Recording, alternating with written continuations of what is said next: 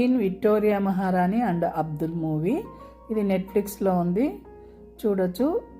నేనైతే తమిళ్లో చూసినాను, మంచిగా ఉంది. ఇక్కడ ఈ విక్టోరియా మహారాణి అబ్దుల్ ఆగ్రాలో జైల్లో సూపరింటెండెంట్గా పనిచేసేటోడిని.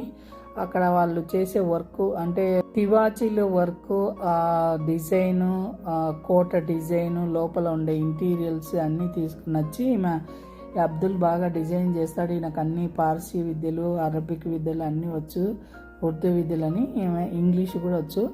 తీసుకొని వెళ్ళి ఇద్దరిని తీసుకుపోతుంది. ఆమె ఇంగ్లాండ్కి తీసుకుపోయి పర్సనల్గా అన్ని అబ్దుల్ తన పనులన్నీ చేసేటట్టుగా ఆయనతో అన్నీ డిస్కషన్ చేసుకొని, ఉర్దూ కూడా నేర్చుకొని, అరబిక్ నేర్చుకొని, ఆమె ఆ వయసులో 90 ఏళ్ళ వయసులో ఆమెకు 9 మంది పిల్లలు. ఈ సినిమా చూస్తే మీకు అర్థమవుతుంది, చాలా బాగుంది, ఒక అందమైన కావ్యంలాగా ఉంది.